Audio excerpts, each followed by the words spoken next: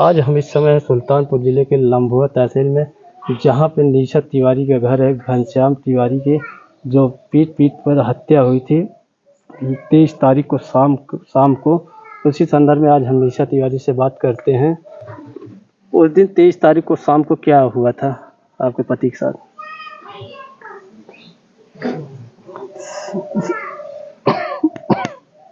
उस दिन सर 23 तारीख की शाम को डेली की तरह मेरे पति मॉर्निंग में डेली की तरह वहाँ गए, हॉस्पिटल गए। हॉस्पिटल से जॉब करते हैं चूँकि संविदापुर जयसिंहपुर में, वहाँ से आए।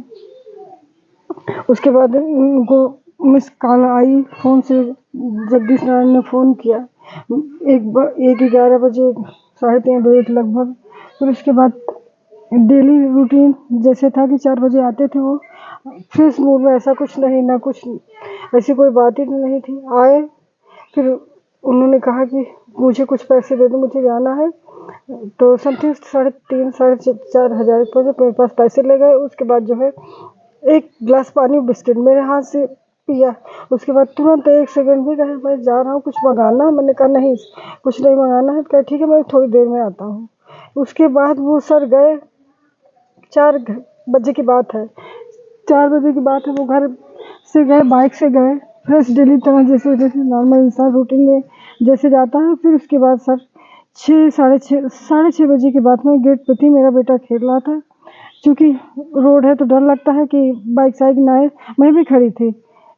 तो फिर उसके बाद जो है मैंने देखा कि मेरे हस्बैंड गए थे, बाइक से आ रहे हैं ऑटो से, शर्ट वर्ट की बटन खुली, ऐसे बेहाल स्थिति में ये कि हाथ फैले थे ऐसे। तो मुझे समझ नहीं आया कि ऐसे इनको क्या हो गया। मैंने कहा कि जस्ट वो ऑटो वाला मेरे गेट के सामने जहाँ मैं खड़ी थी वहीं रोका उसने।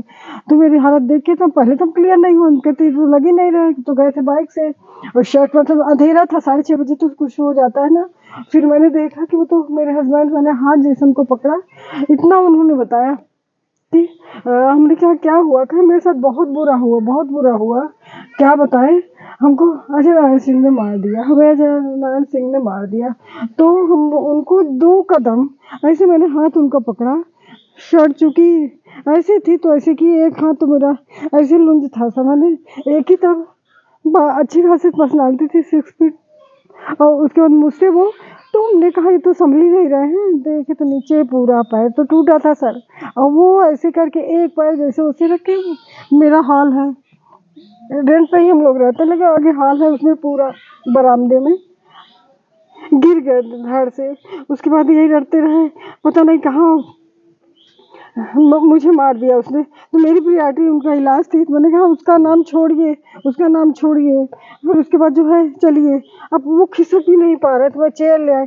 कहे नहीं हम बैठने कंडीशन नहीं है। वो लोट गए जमीन में इधर उधर। तो मैंने देखा इतना ब्लीडिंग, इतनी क्लॉटिंग, मांस का लोथड़ा, इतना जैसे मांस का लोथड़ा गिर रहा था, जूते के अंदर से निकल रहा था, यहाँ से निकल रहा था। जूता उता फेंक के देखा तो जो स्थिति खराब थी सर, मेरी तो हालत ही खराब हो गई। मैं क्या करूं? लेकिन मोहल्ले वाले ने कोऑपरेट किया, तुरंत गाड़ी ले आए सर, उनको ले गए हॉस्पिटल इमरजेंसी में। वहाँ तो इतनी सीरियस उसमें गए, पता चला सर वहाँ भी यही मुझे मार डाला। इन लोगों ने मिलके मुझे मार डाला इन लोगों ने मिलके। तो उसके बाद जो है कहते रहे। फिर मैंने कहा कि बॉडी पूरी उनकी ऐसे ऐसे ऐसे कर रही थी। तो वहाँ की जो है, मैंने कहा सर इनका इलाज कीजिए। उन्होंने इलाज शुरू किया, इंजेक्शन लगवा ही नहीं रहे थे, ऐसे कर रहे थे। तब उन्होंने देखा तो भाई उनके अंदर ड्रिल से छेद किया गया पूरा, एकदम यहाँ से यहाँ तक सर पैर में, क्या बताऊँ, यहाँ से यहाँ तक पैर पूरा वो था। और पूरा सब हाथ तो एकदम, क्या कहते हैं, ये इतना लंबा हाथ उनका ऐसे तोड़ के ऐसे बुरी तरह यहाँ वहाँ पूरी बहुत बुरी तरह उनको चोट लगी। ये चोट क्या मतलब, अब मैं आपसे क्या बताऊँ, मुझे बताते नहीं बन रहा है, एकदम देखने की कंडीशन में नहीं। फिर उसके बाद मैंने देखा, इन लोग मुझे कहे भाभी जी आप अंदर जाइए, अब घबरा जाएंगी। जो इलाज कर रहे थे डॉक्टर को वही, अब जाइए ये ठीक है, अब जाइए। तो मैंने सोचा वो तो ठीक ही है। फिर हमारे भैया लोग ही सब साथ में, मेरी सिस्टर थी, वो जो है देखते ही वो बेहोश हो गई। उनको वो उधर गई तो मैं तो इधर तो दौड़ी रही थी, मुझे समझ में नहीं आ रहा था मैं क्या करूँ। एक बार इनके पास, एक बार उनके पास। तो इनको देखा तो ये जो है इलाज वो लोग वहाँ इंजेक्शन लगाए। इंजेक्शन लगाने के बाद मैंने सोचा कि इनको रिलैक्स हो गया, ये लेटे हैं, सो रहे हैं। तो ऑन द स्पॉट में देखा इनका ट्रीटमेंट। हम लोग तो उनको ट्रामा सेंटर ले जाने वाले थे कि हाथ की बुरी कंडीशन नहीं, यहाँ प्रॉपर इलाज नहीं हो पाएगा। एम्बुलेंस की व्यवस्था कर रहे थे तो भैया लोग आए, फिर डॉक्टर ने बताया कि नो नहीं है। फिर उसके बाद तो उनकी जो स्थिति हुई कि सर बताने लायक नहीं। सारा न्यूज़ मीडिया सब ऐसे सामने थे, आप लोग सब देखे होंगे कितनी बुरी उनकी कंडीशन थी सारी। उसके बाद तो मेरे लिए कुछ बचा ही नहीं, अब बताने जैसे कुछ बचा है। सरकार जो कार्रवाई कर रही है, क्या आप लोग उससे संतुष्ट हैं? संतुष्ट होने लायक आपको लगता है कुछ? आप ही मुझे बताइए, संतुष्ट है? हाँ, 2 इंची दीवार गिरा के उसके बाद कुछ नहीं, वो घूम रहे हैं। वो घूम रहा है ना इंसान, वो भी इतना बड़ा, उससे तो अच्छे टेररिस्ट है, इतना कमीना है वो, है कि नहीं? ऐसे किसी को करते हैं? अरे तुम पैसे कितने लालची हो, मरो अपनी कफन के लिए रखो।